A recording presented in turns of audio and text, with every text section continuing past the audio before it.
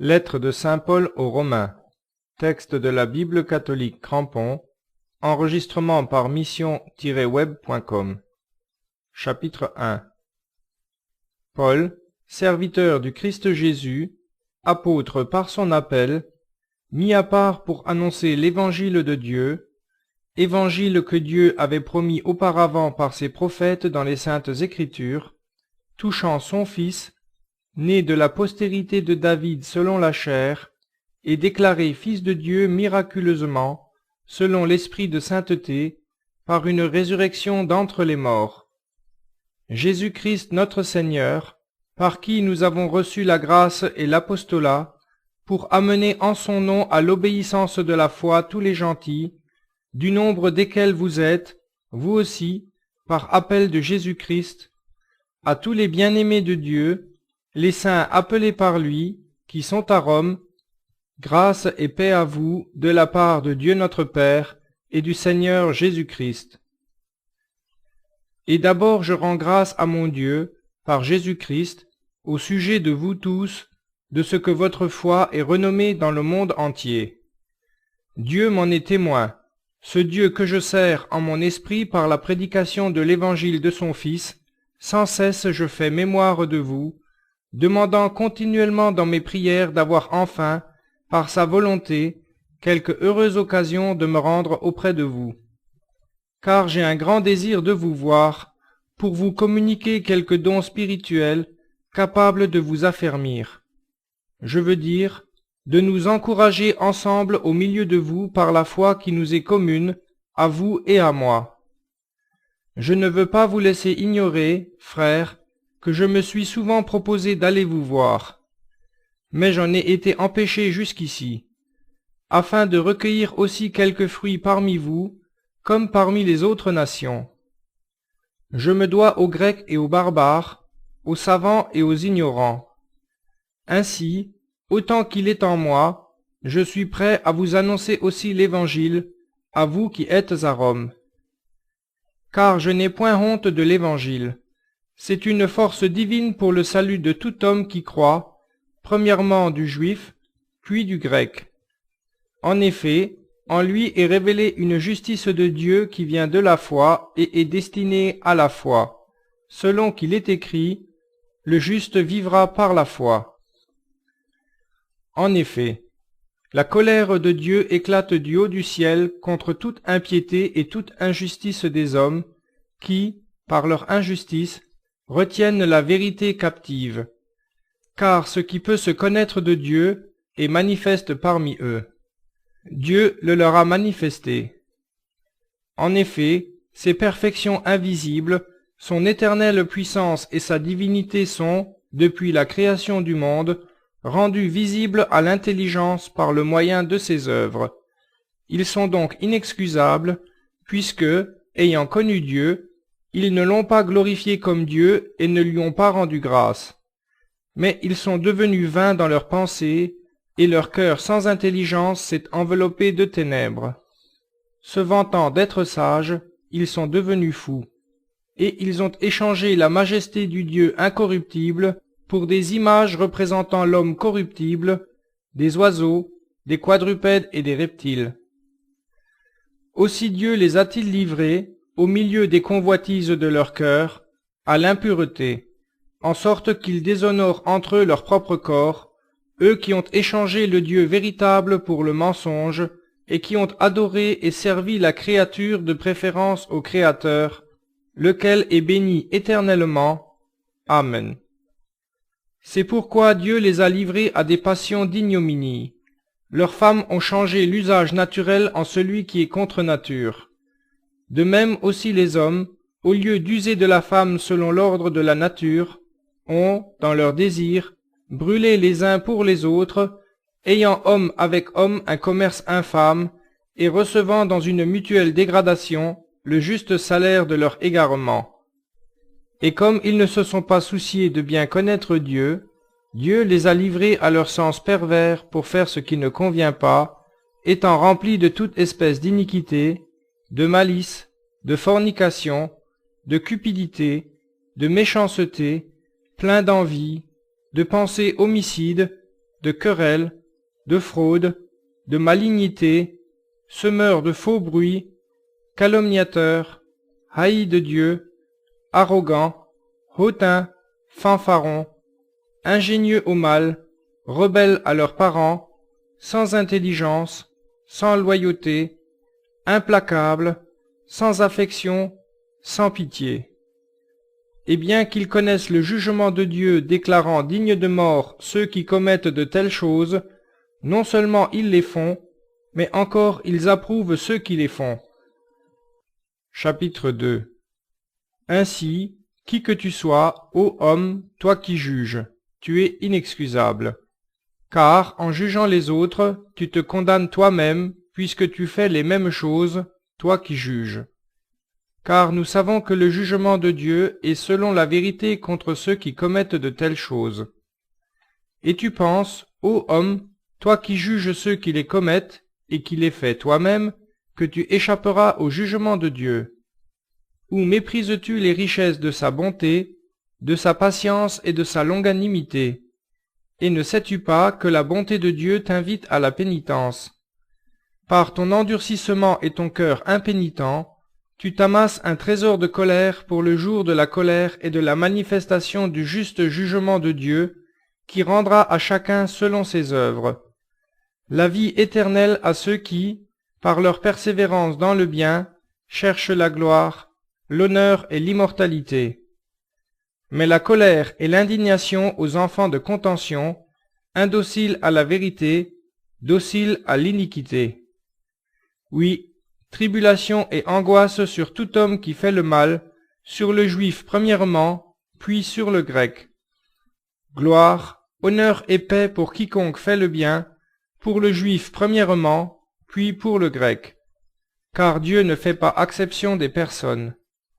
Tous ceux qui ont péché sans loi périront aussi sans loi, et tous ceux qui ont péché avec une loi seront jugés par cette loi. Ce ne sont pas, en effet, ceux qui écoutent une loi qui sont justes devant Dieu, mais ce sont ceux qui la mettent en pratique qui seront justifiés. Quand des païens, qui n'ont pas la loi, accomplissent naturellement ce que la loi commande, n'ayant pas la loi, ils se tiennent lieu de loi à eux-mêmes. Ils montrent que ce que la loi ordonne est écrit dans leur cœur, leur conscience rendant en même temps témoignage par des pensées qui, de part et d'autre, les accusent ou les défendent. C'est ce qui paraîtra au jour où, selon mon évangile, Dieu jugera par Jésus-Christ les actions secrètes des hommes. Toi qui portes le nom de juif, qui te repose sur la loi, qui te glorifie en Dieu, qui connaît sa volonté, qui sait discerner ce qu'il y a de meilleur, instruit que tu es par la loi, toi qui te flattes d'être le guide des aveugles, la lumière de ceux qui sont dans les ténèbres, le docteur des ignorants, le maître des enfants, ayant dans la loi la règle de la science et de la vérité, toi donc qui enseignes les autres, tu ne t'enseignes pas toi-même. Toi qui prêches de ne pas dérober, tu dérobes. Toi qui défends de commettre l'adultère, tu commets l'adultère. Toi qui as les idoles en abomination, tu profanes le temple. Toi qui te fais une gloire d'avoir une loi, tu déshonores Dieu en la transgressant. Car le nom de Dieu est blasphémé à cause de vous parmi les nations, comme dit l'Écriture. La circoncision est utile, il est vrai, si tu observes la loi. Mais si tu transgresses la loi, tu n'es pas plus, avec ta circoncision, qu'un incirconcis. Si donc l'incirconcis observe les préceptes de la loi, son incirconcision ne sera-t-elle pas réputée circoncision? Bien plus, l'homme incirconcis de naissance, s'il observe la loi, te jugera, toi qui, avec la lettre de la loi et la circoncision, transgresses la loi. Le vrai juif, ce n'est pas celui qui l'est au dehors, et la vraie circoncision, ce n'est pas celle qui paraît dans la chair. Mais le juif, c'est celui qui l'est intérieurement. Et la circoncision, c'est celle du cœur, dans l'esprit, et non dans la lettre. Ce juif aura sa louange, non des hommes, mais de Dieu. Chapitre 3. Quel est donc l'avantage du juif? Ou quelle est l'utilité de la circoncision? Cet avantage est grand de toute manière. Et d'abord c'est à eux qu'ont été confiés les oracles de Dieu. Mais quoi? Si quelques-uns n'ont pas cru, leur incrédulité anéantira-t-elle la fidélité de Dieu? Loin de là. Mais plutôt que Dieu soit reconnu pour vrai, et tout homme pour menteur, selon qu'il est écrit, afin, ô Dieu, que tu sois trouvé juste dans tes paroles, et que tu triomphes lorsqu'on te juge. Mais si notre injustice démontre la justice de Dieu, que dirons-nous? Dieu n'est-il pas injuste en donnant cours à sa colère? Je parle à la manière des hommes. Loin de là. Autrement, comment Dieu jugera-t-il le monde? Car si, par mon mensonge, la vérité de Dieu éclate davantage pour sa gloire, pourquoi, après cela, suis-je moi-même condamné comme pécheur? Et pourquoi ne ferions-nous pas le mal afin qu'il en arrive du bien, comme la calomnie nous en accuse, et comme quelques-uns prétendent que nous l'enseignons? Ceux-là, leur condamnation est juste. Eh bien donc, avons-nous quelque supériorité? Non, aucune, car nous venons de prouver que tous, juifs et grecs, sont sous le péché, selon qu'il est écrit, « Il n'y a point de juste, pas même un seul. Il n'y en a point qui ait de l'intelligence, il n'y en a point qui cherche Dieu. Tous sont sortis de la voie, tous sont pervertis. Il n'y a personne qui fasse le bien, pas même un seul. Sépulcre ouvert est leur gosier, ils se servent de leur langue pour tromper. Un venin d'aspic est sous leurs lèvres. Leur bouche est pleine de malédiction et d'amertume, ils ont les pieds agiles pour répandre le sang. La désolation et le malheur sont dans leur voie. Ils ne connaissent pas le chemin de la paix. La crainte de Dieu n'est pas devant leurs yeux. Or nous savons que tout ce que dit la loi, elle le dit à ceux qui sont sous la loi, afin que toute bouche soit fermée et que le monde entier soit sous le coup de la justice de Dieu. En effet, nul homme ne sera justifié devant lui par les œuvres de la loi, car une loi ne fait que donner la connaissance du péché. Mais maintenant, sans la loi, a été manifestée une justice de Dieu à laquelle rendent témoignage la loi et les prophètes. Justice de Dieu par la foi en Jésus-Christ pour tous ceux et à tous ceux qui croient. Il n'y a point de distinction, car tous ont péché et sont privés de la gloire de Dieu. Et ils sont justifiés gratuitement par sa grâce, par le moyen de la rédemption qui est en Jésus-Christ. C'est lui que Dieu a donné comme victime propitiatoire par son sang moyennant la foi, afin de manifester sa justice, ayant, au temps de sa patience, laissé impunis les péchés précédents, afin, dis-je, de manifester sa justice dans le temps présent, de manière à être reconnu juste et justifiant celui qui croit en Jésus-Christ. Où est donc la jactance? Elle est exclue. Par quelle loi? Par la loi des œuvres? Non, pas par la loi de la foi. Car nous tenons pour certain que l'homme est justifié par la foi, à l'exclusion des œuvres de la loi. Ou bien, Dieu n'est-il que le Dieu des Juifs, et n'est-il pas aussi le Dieu des gentils? Oui, il est aussi le Dieu des gentils, puisqu'il y a un seul Dieu qui justifiera les circoncis par principe de foi, et les incirconcis par la foi. Détruisons-nous donc la loi par la foi? Loin de là, nous la confirmons au contraire. Chapitre 4. Quel avantage dirons-nous donc qu'Abraham, notre père, est obtenu selon la chair? Si Abraham a été justifié par les œuvres, il a sujet de se glorifier. Mais il n'en a pas sujet devant Dieu. En effet, que dit l'Écriture?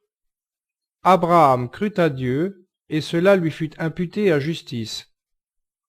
Or, à celui qui fait une œuvre, le salaire est imputé, non comme une grâce, mais comme une chose due. Et à celui qui ne fait aucune œuvre, mais qui croit en celui qui justifie l'impie, sa foi lui est imputée à justice. C'est ainsi que David proclame la béatitude de l'homme à qui Dieu impute la justice indépendamment des œuvres. Heureux ceux dont les iniquités sont pardonnées et dont les péchés ont été couverts. Heureux l'homme à qui le Seigneur n'impute pas son péché. Ce bonheur n'est-il que pour les circoncis, ou est-il également pour les incirconcis? Car nous disons que la foi fut imputée à justice à Abraham. Comment donc lui fut-elle imputée? Était-ce en l'état de circoncision ou en l'état d'incirconcision? Ce ne fut pas dans l'état de circoncision, il était encore incirconcis. Il reçut ensuite le signe de la circoncision comme sceau de la justice qu'il avait obtenu par la foi quand il était incirconcis, afin d'être le père de tous ceux qui ont la foi bien qu'incirconcis, pour que la justice leur soit aussi imputée, et le père des circoncis, de ceux qui ne sont pas seulement circoncis, mais qui marchent en même temps sur les traces de la foi qu'avait notre père Abraham lorsqu'il était incirconcis. En effet, ce n'est point par la loi que l'héritage du monde a été promis à Abraham et à sa postérité, c'est par la justice de la foi. Car si ceux qui ont la loi sont héritiers, la foi est vaine et la promesse est sans effet, parce que la loi produit la colère, et que là où il n'y a pas de loi, il n'y a pas non plus de transgression. Donc c'est bien par la foi, afin que ce soit par grâce, pour que la promesse soit assurée à toute la postérité, non seulement à ceux qui relèvent de la loi, mais encore à ceux qui relèvent de la foi d'Abraham, notre Père à tous, selon qu'il est écrit, « Je t'ai fait père d'un grand nombre de nations. » Il l'est devant celui auquel il a cru, devant Dieu, qui donne la vie aux morts et qui appelle les choses qui ne sont point comme si elles étaient. Espérant contre toute espérance, il crut, en sorte qu'il devint le père d'un grand nombre de nations, selon ce qui lui avait été dit, telle sera ta postérité. Et, inébranlable dans sa foi, il ne considéra pas que son corps était déjà éteint, puisqu'il avait près de 100 ans, ni que le sein de Sarah était épuisé. Devant la promesse de Dieu, il n'eut ni hésitation ni défiance, mais puisant sa force dans la foi, il rendit gloire à Dieu, pleinement convaincu qu'il saura accomplir la promesse qu'il a faite. Et voilà pourquoi sa foi lui fut imputée à justice. Or, ce n'est pas pour lui seul qu'il est écrit qu'elle lui fut imputée à justice, mais c'est aussi pour nous à qui elle doit être imputée, pour nous qui croyons en celui qui a ressuscité d'entre les morts, Jésus-Christ, notre Seigneur, lequel a été livré pour nos offenses et est ressuscité pour notre justification. Chapitre 5. Étant donc justifiés par la foi, nous avons la paix avec Dieu par notre Seigneur Jésus-Christ, à qui nous devons d'avoir eu accès par la foi à cette grâce dans laquelle nous demeurons fermes, et de nous glorifier dans l'espérance de la gloire de Dieu. Bien plus, nous nous glorifions même dans les tribulations, sachant que la tribulation produit la constance une vertu éprouvée, et la vertu éprouvée l'espérance. Or, l'espérance ne trompe point, parce que l'amour de Dieu est répandu dans nos cœurs par l'Esprit Saint qui nous a été donné. Car, lorsque nous étions encore impuissants, le Christ, au temps marqué, est mort pour des impies. C'est à peine si l'on meurt pour un juste, et peut-être quelqu'un saurait-il mourir pour un homme de bien. Mais Dieu montre son amour envers nous en ce que, lorsque nous étions encore des pécheurs, au temps marqué, Jésus-Christ est mort pour nous. À plus forte raison donc, maintenant que nous sommes justifiés dans son sang, serons-nous sauvés par lui de la colère. Car si, lorsque nous étions ennemis, nous avons été réconciliés avec Dieu par la mort de son Fils, à plus forte raison, étant réconciliés, serons-nous sauvés par sa vie. Bien plus, nous nous glorifions même en Dieu par notre Seigneur Jésus-Christ, par qui maintenant nous avons obtenu la réconciliation. Ainsi donc, comme par un seul homme le péché est entré dans le monde, et par le péché la mort, et ainsi la mort a passé dans tous les hommes parce que tous ont péché. Car jusqu'à la loi le péché était dans le monde. Or le péché n'est pas imputé lorsqu'il n'y a point de loi. Cependant la mort a régné depuis Adam jusqu'à Moïse, même sur ceux qui n'avaient pas péché, par une transgression semblable à celle d'Adam, lequel est la figure de celui qui devait venir. Mais il n'en est pas du don gratuit comme de la faute. Car si, par la faute d'un seul, tous les hommes sont morts, à plus forte raison la grâce de Dieu et le don se sont, par la grâce d'un seul homme, Jésus-Christ, abondamment répandus sur tous les hommes.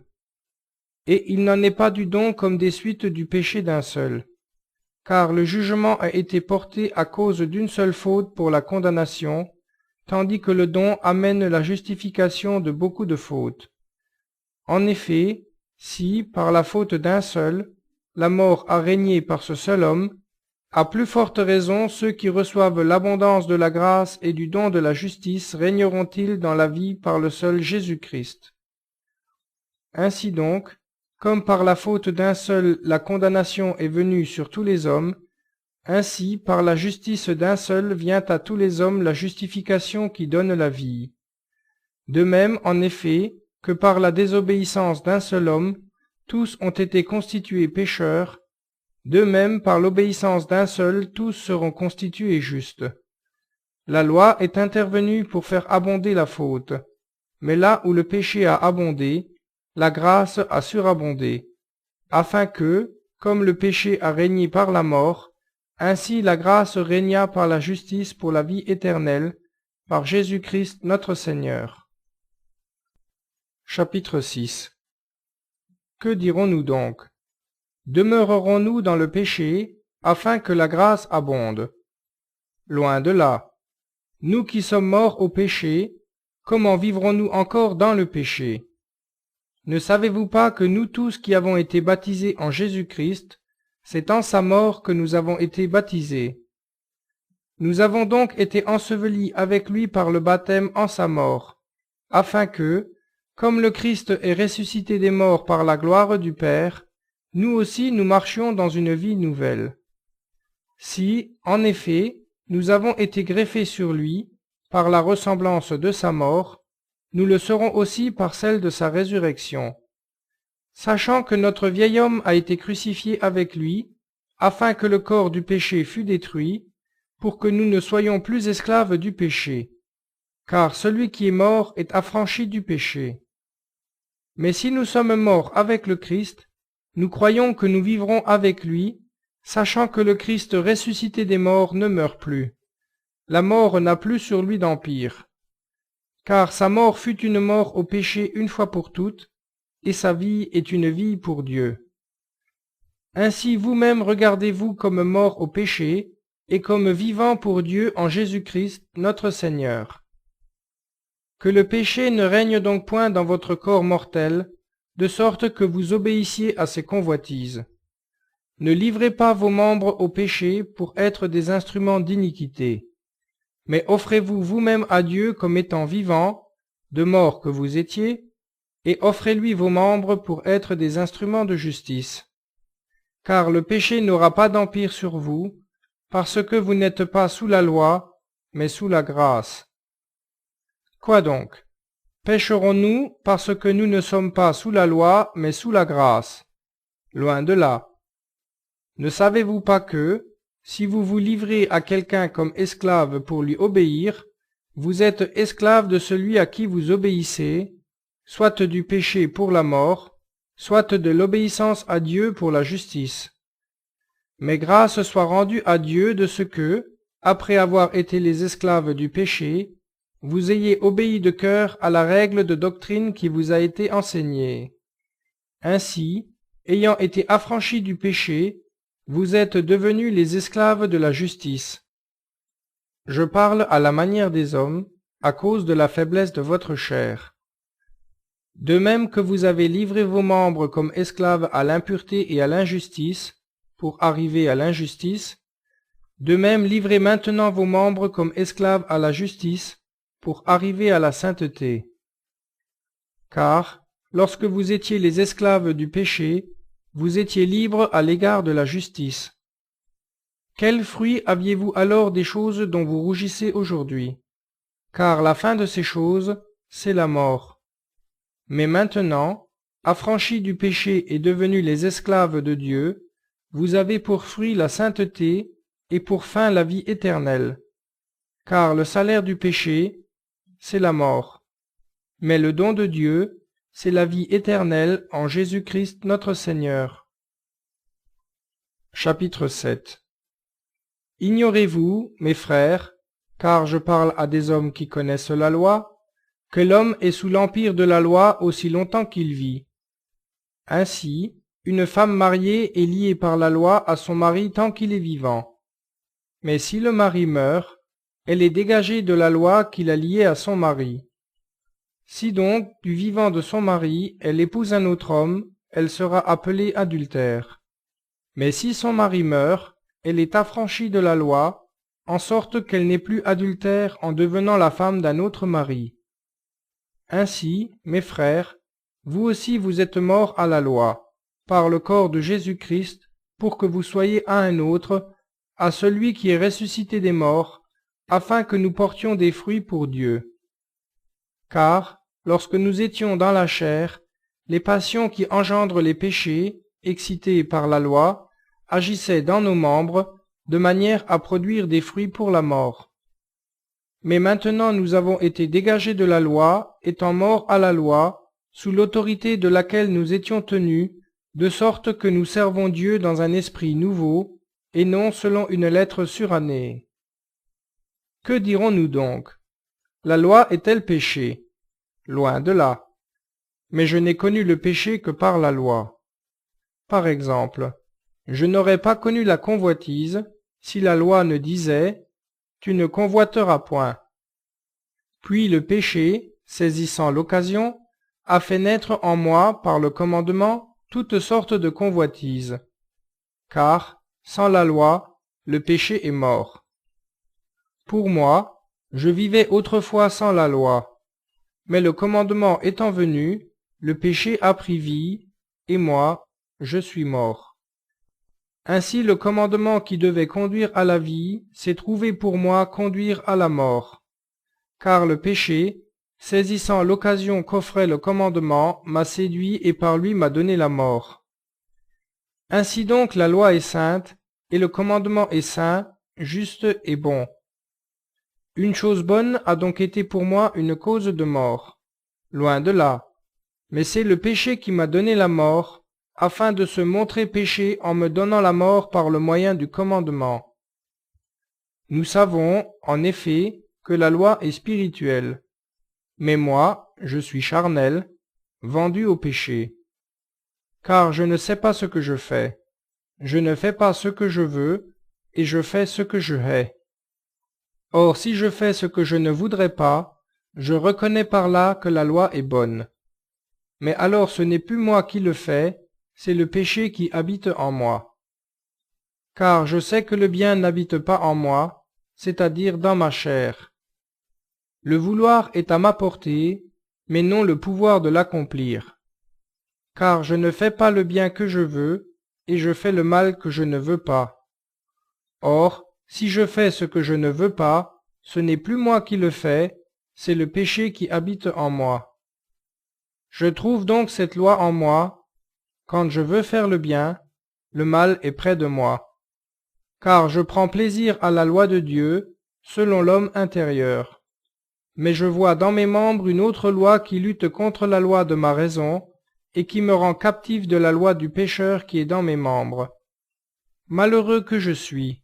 Qui me délivrera de ce corps de mort? Grâce soit rendue à Dieu par Jésus-Christ notre Seigneur. Ainsi donc moi-même, par l'Esprit, je suis l'esclave de la loi de Dieu, et par la chair, l'esclave de la loi du péché. Chapitre 8. Il n'y a donc maintenant aucune condamnation pour ceux qui sont en Jésus-Christ, qui ne marchent pas selon la chair. En effet, la loi de l'Esprit de la vie m'a affranchi en Jésus-Christ de la loi du péché et de la mort.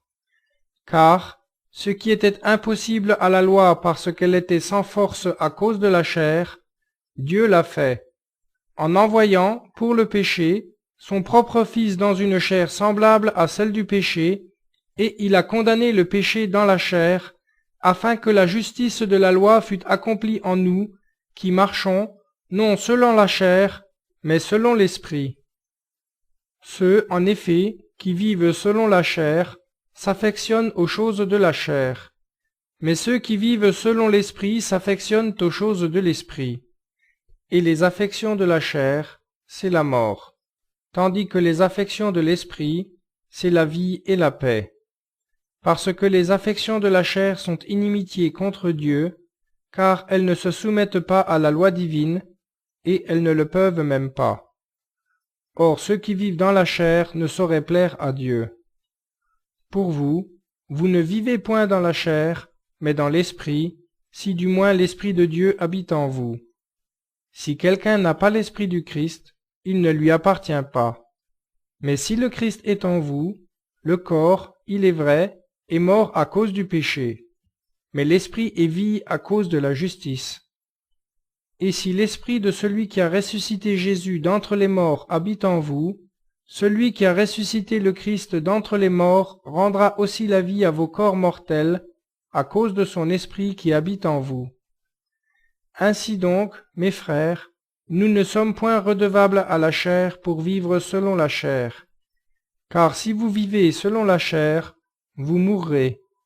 Mais si, par l'Esprit, vous faites mourir les œuvres du corps, vous vivrez. Car tous ceux qui sont conduits par l'Esprit de Dieu sont fils de Dieu. En effet, vous n'avez point reçu un esprit de servitude pour être encore dans la crainte, mais vous avez reçu un esprit d'adoption, en qui nous crions « Abba, Père ». Cet esprit lui-même rend témoignage à notre esprit que nous sommes enfants de Dieu. Or, si nous sommes enfants, nous sommes aussi héritiers, héritiers de Dieu et co-héritiers du Christ, si toutefois nous souffrons avec lui, pour être glorifiés avec lui. Car j'estime que les souffrances du temps présent sont sans proportion avec la gloire à venir qui sera manifestée en nous. Aussi la création attend-elle avec un ardent désir la manifestation des enfants de Dieu.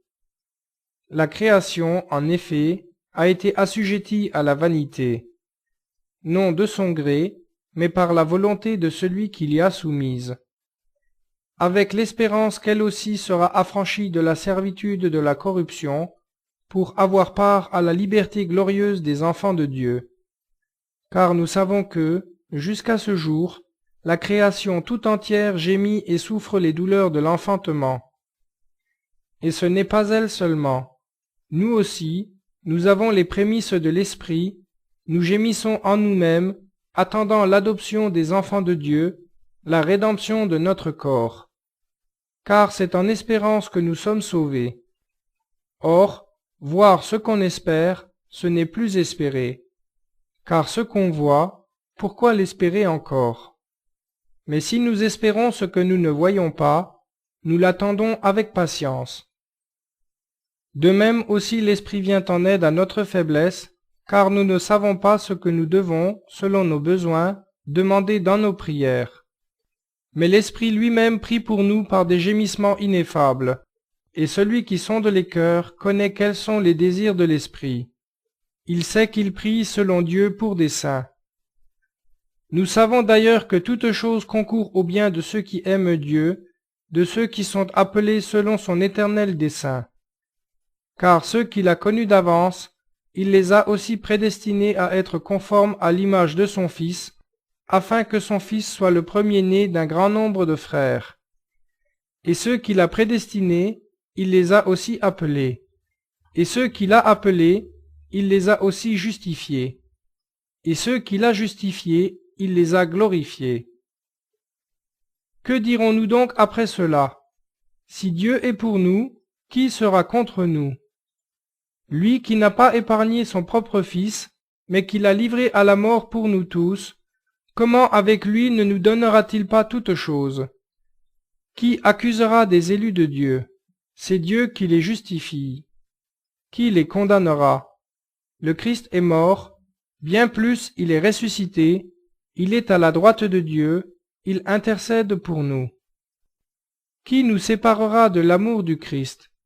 Sera-ce la tribulation, ou l'angoisse, ou la persécution, ou la faim, ou la nudité, ou le péril, ou l'épée? Selon qu'il est écrit, à cause de toi, tout le jour nous sommes livrés à la mort, et on nous regarde comme des brebis destinées à la boucherie. Mais dans toutes ces épreuves nous sommes plus que vainqueurs, par celui qui nous a aimés. Car j'ai l'assurance que ni la mort, ni la vie, ni les anges, ni les principautés, ni les choses présentes, ni les choses à venir, ni les puissances, ni la hauteur, ni la profondeur, ni aucune autre créature ne pourra nous séparer de l'amour de Dieu dans le Christ Jésus notre Seigneur. Chapitre 9. Je dis la vérité dans le Christ, je ne mens point. Ma conscience m'en rend témoignage par l'Esprit Saint. J'éprouve une grande tristesse et j'ai au cœur une douleur incessante, car je souhaiterais d'être moi-même anathème, loin du Christ, pour mes frères, mes parents selon la chair qui sont israélites, à qui appartiennent l'adoption, et la gloire, et les alliances, et la loi, et le culte, et les promesses, et les patriarches, et de qui est issu le Christ selon la chair, lequel est au-dessus de toutes choses, Dieu béni éternellement. Amen. Ce n'est pas que la parole de Dieu ait failli, car tous ceux qui descendent d'Israël ne sont pas le véritable Israël. Et pour être la postérité d'Abraham, tous ne sont pas ses enfants. Mais c'est la postérité d'Isaac qui sera dite la postérité. C'est-à-dire que ce sont les enfants de la promesse qui seront regardés comme la postérité d'Abraham. Voici en effet les termes d'une promesse.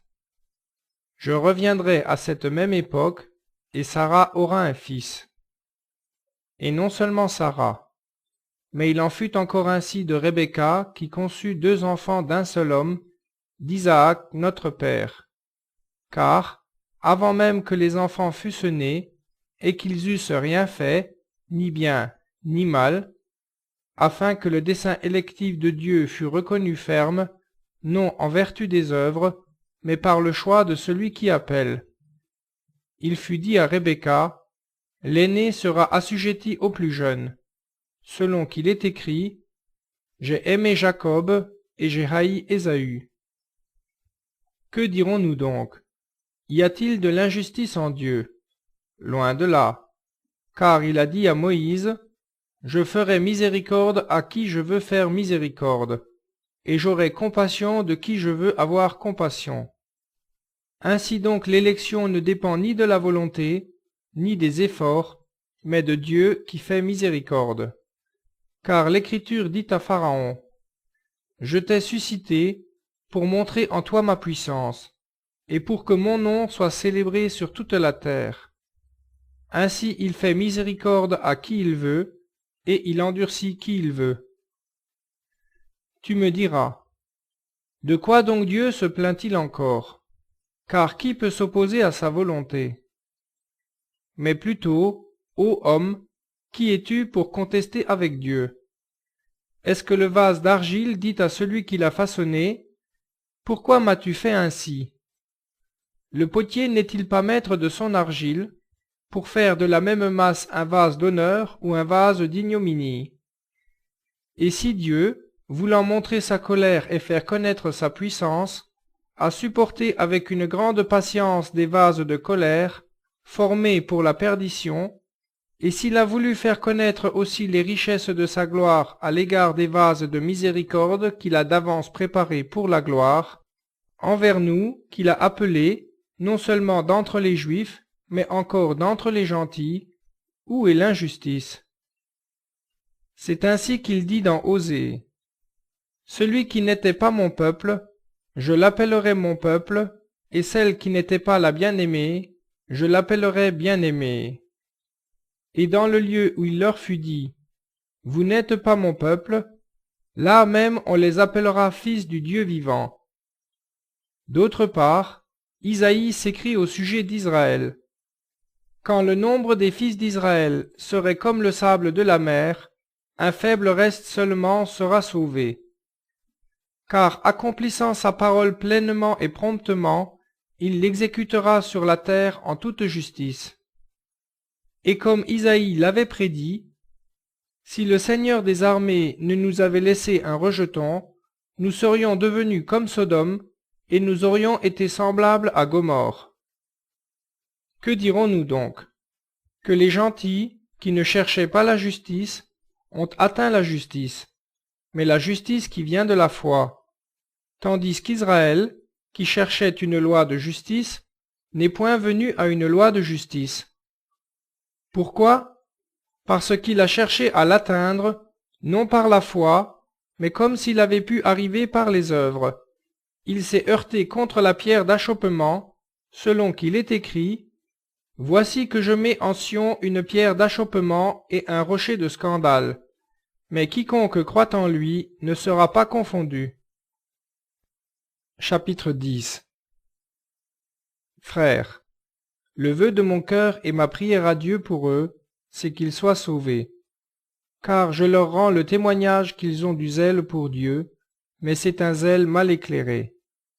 Ne connaissant pas la justice de Dieu, et cherchant à établir leur propre justice, ils ne se sont pas soumis à la justice de Dieu.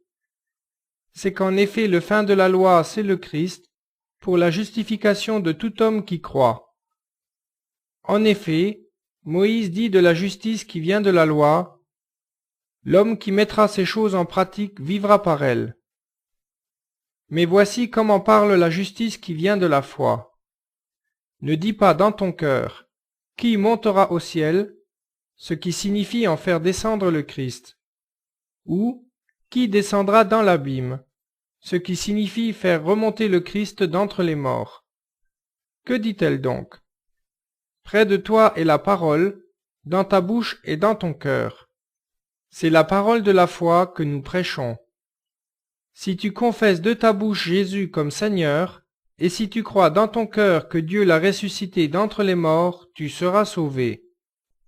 Car c'est en croyant de cœur qu'on parvient à la justice, et c'est en confessant de bouche qu'on parvient au salut, selon ce que dit l'Écriture, « Quiconque croit en lui ne sera pas confondu. » Il n'y a pas de différence entre le juif et le gentil, parce que le même Christ est le Seigneur de tous, étant riche envers tous ceux qui l'invoquent. Car quiconque invoquera le nom du Seigneur sera sauvé. Comment donc invoquera-t-on celui en qui on n'a pas encore cru? Et comment croira-t-on en celui dont on n'a pas entendu parler? Et comment en entendra-t-on parler s'il n'y a pas de prédicateur? Et comment seront-ils prédicateurs s'ils ne sont pas envoyés?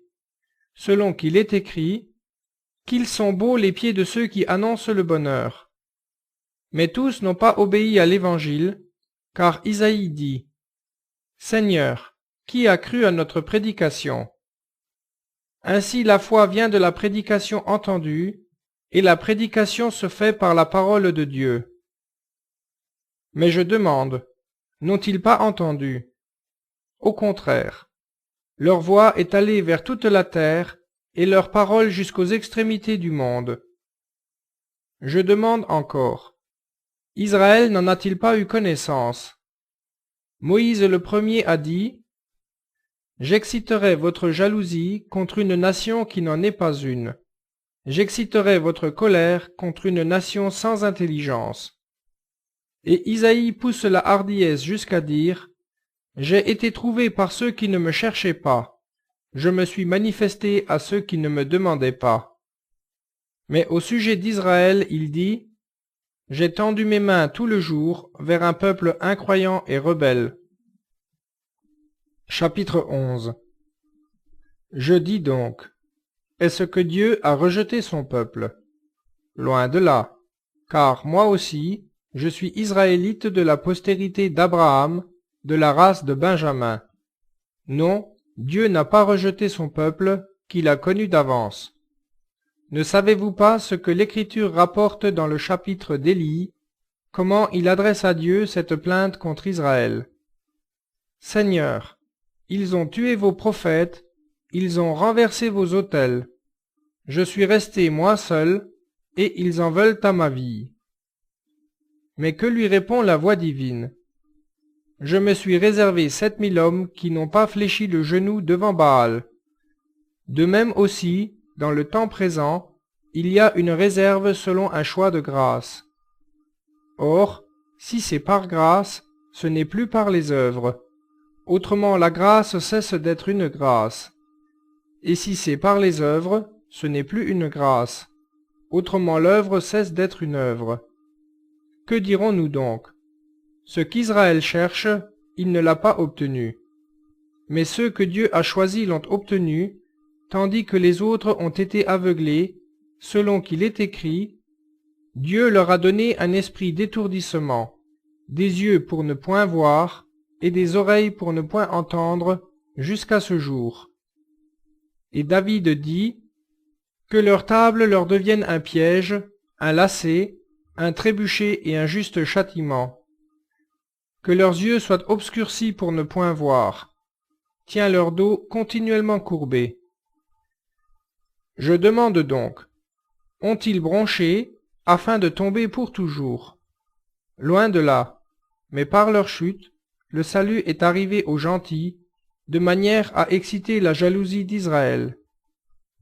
Or, si leur chute a été la richesse du monde, et leur amoindrissement la richesse des gentils, que ne sera pas leur plénitude? En effet, je vous le dis à vous, chrétiens nés de la gentilité, moi-même, en tant qu'apôtre des gentils, je m'efforce de rendre mon ministère glorieux, afin, s'il est possible, d'exciter la jalousie de ceux de mon sang, et d'en sauver quelques-uns. Car si leur rejet a été la réconciliation du monde, que sera leur réintégration, sinon une résurrection d'entre les morts? Si les prémices sont saintes, la masse l'est aussi. Et si la racine est sainte, les branches le sont aussi. Mais si quelques-unes des branches ont été retranchées, et si toi, qui n'étais qu'un olivier sauvage, tu as été hanté à leur place et rendu participant de la racine et de la sève de l'olivier, ne te glorifie pas à l'encontre des branches. Si tu te glorifies, sache que ce n'est pas toi qui portes la racine, mais que c'est la racine qui te porte. Tu diras donc, ces branches ont été retranchées, afin que moi je fusse hanté. Cela est vrai. Ils ont été retranchés à cause de leur incrédulité, et toi, tu subsistes par la foi. Garde-toi de pensées orgueilleuses, mais crains. Car si Dieu n'a pas épargné les branches naturelles, crains qu'il ne t'épargne pas non plus. Considère donc la bonté et la sévérité de Dieu, sa sévérité envers ceux qui sont tombés, et sa bonté envers toi, si tu te maintiens dans cette bonté. Autrement, toi aussi tu seras retranché. Eux aussi, s'ils ne persévèrent pas dans leur incrédulité, ils seront hantés, car Dieu est puissant pour les hanter de nouveau. Si toi, tu as été coupé sur un olivier de nature sauvage, et hanté, contrairement à ta nature, sur l'olivier franc, à plus forte raison les branches naturelles seront-elles hantées sur leur propre olivier. Car je ne veux pas, frères, que vous ignoriez ce mystère, afin que vous ne soyez pas sages à vos propres yeux. C'est qu'une partie d'Israël est tombée dans l'aveuglement jusqu'à ce que la masse des gentils soit hantée. Et ainsi tout Israël sera sauvé, selon qu'il est écrit, « Le libérateur viendra de Sion, et il éloignera de Jacob toute impiété. Et ce sera mon alliance avec eux, lorsque j'aurai ôté leurs péchés. » Il est vrai, en ce qui concerne l'Évangile, ils sont encore ennemis à cause de vous. Mais eu égard au choix divin, ils sont aimés à cause de leur Père. Car les dons et la vocation de Dieu sont sans repentance. Et comme vous-même autrefois vous avez désobéi à Dieu, et que, par le fait de leur désobéissance, vous avez maintenant obtenu miséricorde, De même, eux aussi, ils ont maintenant désobéi, à cause de la miséricorde qui vous a été faite, afin qu'ils obtiennent également miséricorde. Car Dieu a enfermé tous les hommes dans la désobéissance, pour faire miséricorde à tous. Ô profondeur inépuisable, et de la sagesse, et de la science de Dieu! Que ses jugements sont insondables, et ses voies incompréhensibles. Car, qui a connu la pensée du Seigneur, ou qui a été son conseiller? Ou bien, qui lui a donné le premier, pour qu'il ait à recevoir en retour? De lui, par lui et pour lui sont toutes choses. À lui la gloire dans tous les siècles. Amen. Chapitre 12. Je vous exhorte donc, mes frères, par la miséricorde de Dieu, à offrir vos corps comme une hostie vivante, sainte, agréable à Dieu. C'est là le culte spirituel que vous lui devez. Et ne vous conformez pas au siècle présent, mais transformez-vous par le renouvellement de l'esprit, afin que vous éprouviez quelle est la volonté de Dieu, ce qui est bon, ce qui lui est agréable, ce qui est parfait. En vertu de la grâce qui m'a été donnée, je dis à chacun de vous de ne pas s'estimer plus qu'il ne faut, mais d'avoir des sentiments modestes, chacun selon la mesure de la foi que Dieu lui a départie. Car, de même que nous avons plusieurs membres dans un seul corps, et que tous les membres n'ont pas la même fonction, ainsi nous qui sommes plusieurs, nous ne faisons qu'un seul corps dans le Christ, et chacun en particulier nous sommes membres les uns des autres, et nous avons des dons différents selon la grâce qui nous a été donnée, soit de prophétie, selon la mesure de notre foi, soit de ministère, pour nous contenir dans le ministère. Celui-ci a reçu le don d'enseigner, qu'il enseigne. Celui-là le don d'exhorter, qu'il exhorte. Un autre distribue, qu'il s'en acquitte avec simplicité. Un autre préside, qu'il le fasse avec zèle. Un autre exerce les œuvres de miséricorde, qu'il s'y livre avec joie. Que votre charité soit sans hypocrisie. Ayez le mal en horreur. Attachez-vous fortement au bien. Quant à l'amour fraternel, soyez pleins d'affection les uns pour les autres, vous prévenant d'honneur les uns les autres. Pour ce qui est du zèle, ne soyez pas nonchalants. Soyez fervents d'esprit, c'est le Seigneur que vous servez. Soyez pleins de la joie que donne l'espérance, patients dans l'affliction, assidus à la prière, prêts à subvenir aux nécessités des saints, empressés à donner l'hospitalité. Bénissez ceux qui vous persécutent, bénissez et ne maudissez pas. Réjouissez-vous avec ceux qui sont dans la joie, pleurez avec ceux qui pleurent. Ayez les mêmes sentiments entre vous. N'aspirez pas à ce qui est élevé, mais laissez-vous attirer par ce qui est humble.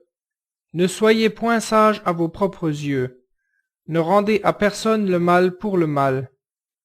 Veillez à faire ce qui est bien devant tous les hommes. S'il est possible, autant qu'il dépend de vous, soyez en paix avec tous. Ne vous vengez point vous-même, bien-aimés, mais laissez agir la colère de Dieu, car il est écrit « À moi la vengeance, c'est moi qui rétribuerai, dit le Seigneur. » Si ton ennemi a faim, donne-lui à manger. S'il a soif, donne-lui à boire. Car en agissant ainsi, tu amasseras des charbons de feu sur sa tête. Ne te laisse pas vaincre par le mal, mais triomphe du mal par le bien. Chapitre 13. Que toute âme soit soumise aux autorités supérieures. Car il n'y a point d'autorité qui ne vienne de Dieu, et celles qui existent ont été instituées par lui. C'est pourquoi celui qui résiste à l'autorité résiste à l'ordre que Dieu a établi, et ceux qui résistent attireront sur eux-mêmes une condamnation. Car les magistrats ne sont point à redouter pour les bonnes actions, mais pour les mauvaises. Veux-tu ne pas craindre l'autorité? Fais le bien, et tu auras son approbation. Car le prince est pour toi ministre de Dieu pour le bien. Mais si tu fais le mal, crains, car ce n'est pas en vain qu'il porte l'épée, étant ministre de Dieu pour tirer vengeance de celui qui fait le mal et le punir. Il est nécessaire d'être soumis, non seulement par crainte du châtiment, mais aussi par motif de conscience. C'est aussi pour cette raison que vous payez les impôts, car les magistrats sont des ministres de Dieu, entièrement appliqués à cette fonction. Rendez donc à tous ce qui leur est dû. À qui l'impôt? L'impôt. À qui le tribut? Le tribut. À qui la crainte? La crainte. À qui l'honneur? L'honneur. Ne soyez en dette avec personne, si ce n'est de l'amour mutuel, car celui qui aime son prochain a accompli la loi. En effet, ces commandements: tu ne commettras point d'adultère, tu ne tueras point, tu ne déroberas point, tu ne diras point de faux témoignages, tu ne convoiteras point. Et ceux qu'on pourrait citer encore se résument dans cette parole: tu aimeras ton prochain comme toi-même. L'amour ne fait point de mal au prochain. L'amour est donc la plénitude de la loi. Cela importe d'autant plus que vous savez en quel temps nous sommes. C'est l'heure de nous réveiller enfin du sommeil, car maintenant le salut est plus près de nous que lorsque nous avons embrassé la foi. La nuit est avancée et le jour approche. Dépouillons-nous donc des œuvres des ténèbres et revêtons les armes de la lumière. Marchons honnêtement, comme en plein jour, ne nous laissant point aller aux excès de la table et du vin, à la luxure et à l'impudicité, aux querelles et aux jalousies. Mais revêtez-vous du Seigneur Jésus-Christ, et ne prenez pas soin de la chair, de manière à en exciter les convoitises. Chapitre 14. Quant à celui qui est faible dans la foi, accueillez-le sans discuter ses opinions. Tel croit pouvoir manger de tout, tel autre, qui est faible, se nourrit des légumes. Que celui qui mange ne méprise point celui qui ne mange pas, et que celui qui ne mange pas ne juge point celui qui mange, car Dieu l'a accueilli parmi les siens. Qui es-tu, toi qui juges le serviteur d'autrui? S'il se tient debout, ou s'il tombe, cela regarde son maître. Mais il se tiendra debout, car Dieu a le pouvoir de le soutenir. Tel met de la différence entre les jours, tel autre les estime tous pareils. Que chacun ait dans son esprit une pleine conviction. Celui qui observe tel ou tel jour, l'observe en vue du Seigneur. Et celui qui mange, mange en vue du Seigneur, car il rend grâce à Dieu. Et celui qui ne mange pas, c'est en vue du Seigneur qu'il ne mange pas, et il rend aussi grâce à Dieu. En effet, nul de nous ne vit pour soi-même, et nul ne meurt pour soi-même. Car, soit que nous vivions, nous vivons pour le Seigneur. Soit que nous mourions, nous mourrons pour le Seigneur. Soit donc que nous vivions, soit que nous mourions, nous appartenons au Seigneur. Car le Christ est mort et a vécu afin d'être le Seigneur et des morts et des vivants. Mais toi, pourquoi juges-tu ton frère? Toi aussi, pourquoi méprises-tu ton frère? Puisque nous paraîtrons tous devant le tribunal du Christ. Car il est écrit: je suis vivant, dit le Seigneur. Tout genou fléchira devant moi, et toute langue donnera gloire à Dieu. Ainsi chacun de nous rendra compte à Dieu pour soi-même. Ne nous jugeons donc plus les uns les autres, mais jugez plutôt qu'il ne faut rien faire qui soit pour votre frère une pierre d'achoppement et une occasion de chute. Je sais, et je suis persuadé dans le Seigneur Jésus que rien n'est impur en soi. Néanmoins, si quelqu'un estime qu'une chose est impure, elle est impure pour lui. Or, si pour un aliment tu contristes ton frère, tu ne marches plus selon la charité. N'entraîne pas à la perdition, par ton aliment, un homme pour lequel le Christ est mort. Que votre bien ne soit pas un sujet de blasphème. Car le royaume de Dieu, ce n'est pas le manger et le boire, mais la justice et la paix et la joie dans l'Esprit Saint. Celui qui sert le Christ de cette manière est agréable à Dieu et approuvé des hommes. Recherchons donc ce qui contribue à la paix et à l'édification mutuelle. Garde-toi, pour un aliment, de détruire l'œuvre de Dieu. Il est vrai que toutes choses sont pures, mais il est mal à un homme de devenir, en mangeant, une pierre d'achoppement. Ce qui est bien, c'est de ne pas manger de viande, de ne pas boire de vin, de ne rien faire qui soit pour ton frère une occasion de chute, de scandale ou de faiblesse. As-tu une conviction? Garde-la pour toi-même devant Dieu. Heureux celui qui ne se condamne pas dans l'acte qu'il approuve. Mais celui qui a des doutes, s'il mange, il est condamné, parce qu'il n'agit pas par conviction. Tout ce qui ne procède pas d'une conviction est péché. Chapitre 15. Nous devons, nous qui sommes forts, supporter les faiblesses de ceux qui ne le sont pas, et ne pas nous plaire à nous-mêmes. Que chacun de nous cherche à complaire au prochain pour le bien, afin de l'édifier.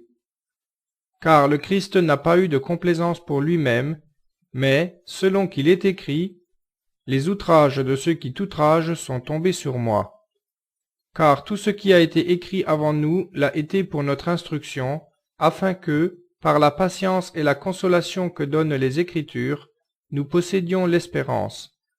Que le Dieu de la patience et de la consolation vous donne d'avoir les uns envers les autres les mêmes sentiments selon Jésus-Christ, afin que, d'un même cœur et d'une même bouche, vous glorifiez Dieu, le Père de notre Seigneur Jésus-Christ. Accueillez-vous donc les uns les autres, comme le Christ vous a accueillis, pour la gloire de Dieu. J'affirme, en effet, que le Christ a été ministre des circoncis, pour montrer la véracité de Dieu, en accomplissant les promesses faites à leur Père, tandis que les gentils glorifient Dieu à cause de sa miséricorde, selon qu'il est écrit, « C'est pourquoi je te louerai parmi les nations, et je chanterai à la gloire de ton nom. » L'Écriture dit encore, « Nations, réjouissez-vous avec son peuple. » Et ailleurs, « Nations, louez toutes le Seigneur.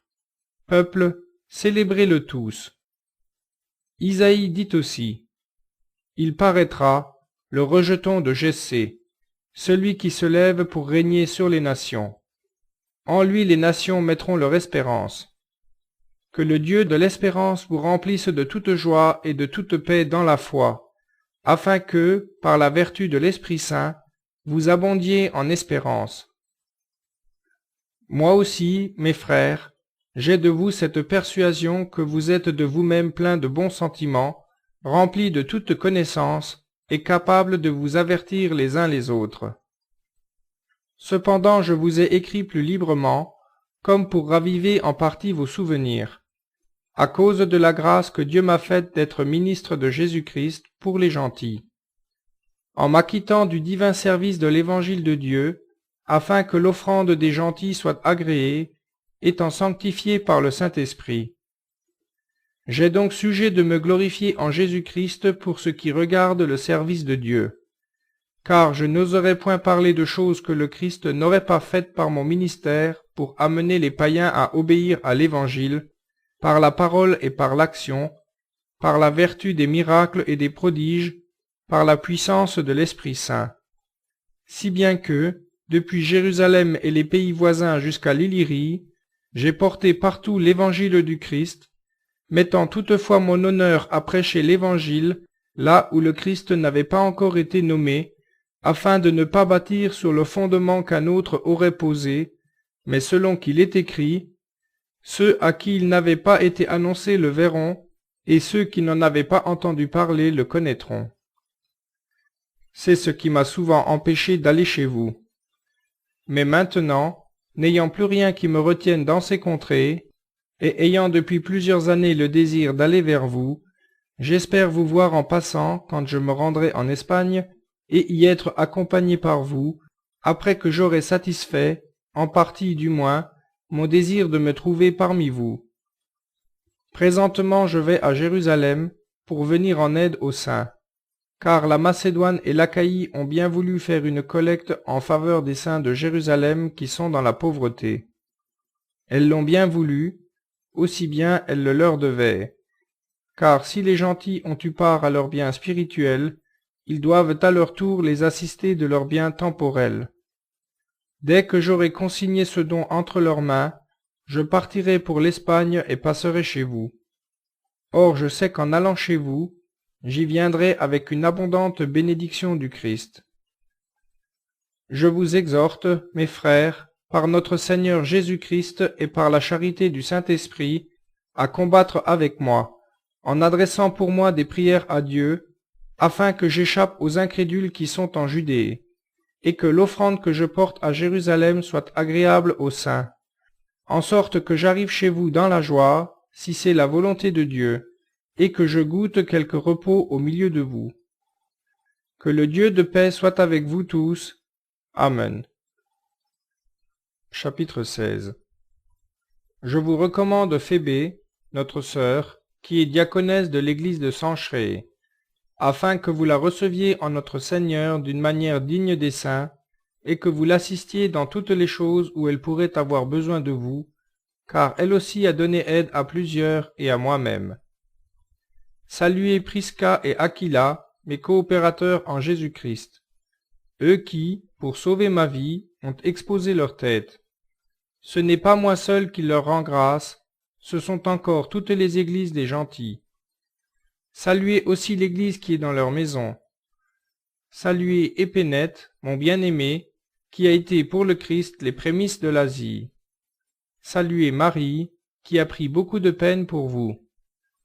Saluez Andronique et Junias, mes parents et mes compagnons de captivité, qui jouissent d'une grande considération parmi les apôtres et qui même ont été dans le Christ avant moi. Saluez Amplias, mon bien-aimé dans le Seigneur. Saluez Urbain, notre coopérateur dans le Christ, et Stachys, mon bien-aimé. Saluez Appel, qui a fait ses preuves dans le Christ. Saluez ceux de la maison d'Aristobule. Saluez Hérodion, mon parent. Saluez ceux de la maison de Narcisse qui sont dans le Seigneur. Saluez Tryphène et Tryphose, qui travaillent dans le Seigneur. Saluez Perside, la bien-aimée qui a beaucoup travaillé dans le Seigneur. Saluez Rufus, distingué dans le Seigneur, et sa mère, qui est aussi la mienne. Saluez Asyncrite, Phlégon, Hermès, Patrobas, Hermas et les frères qui sont avec eux.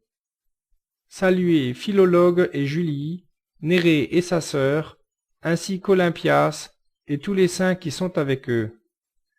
Saluez-vous les uns les autres par un saint baiser. Toutes les églises du Christ vous saluent. Je vous exhorte, mes frères, à prendre garde à ceux qui causent les divisions et les scandales, en s'écartant de l'enseignement que vous avez reçu. Éloignez-vous d'eux, car de tels hommes ne servent point le Christ notre Seigneur, mais leur propre ventre, et avec leurs paroles douces et leur langage flatteur, ils séduisent les cœurs des simples. Car votre obéissance est arrivée aux oreilles de tous. Je me réjouis donc à votre sujet. Mais je désire que vous soyez prudents pour le bien et simples pour le mal. Le Dieu de paix écrasera bientôt Satan sous vos pieds. Que la grâce de notre Seigneur Jésus-Christ soit avec vous. Timothée, le compagnon de mes travaux, vous salue, ainsi que Lucius, Jason et Sosispater, mes parents. Je vous salue dans le Seigneur, moi Tertius, qui ai écrit cette lettre. Gaius, mon hôte et celui de l'Église, vous salue. Éraste, le trésorier de la ville, vous salue, ainsi que Quartus, notre frère. Que la grâce de notre Seigneur Jésus-Christ soit avec vous tous. Amen. À celui qui peut vous affermir selon mon évangile et la prédication de Jésus-Christ, conformément à la révélation du mystère resté caché durant de longs siècles, mais manifesté maintenant, et, selon l'ordre du Dieu éternel, porté, par les écrits des prophètes, à la connaissance de toutes les nations pour qu'elles obéissent à la foi. À Dieu, seul sage, soit la gloire par Jésus-Christ au siècle des siècles. Amen.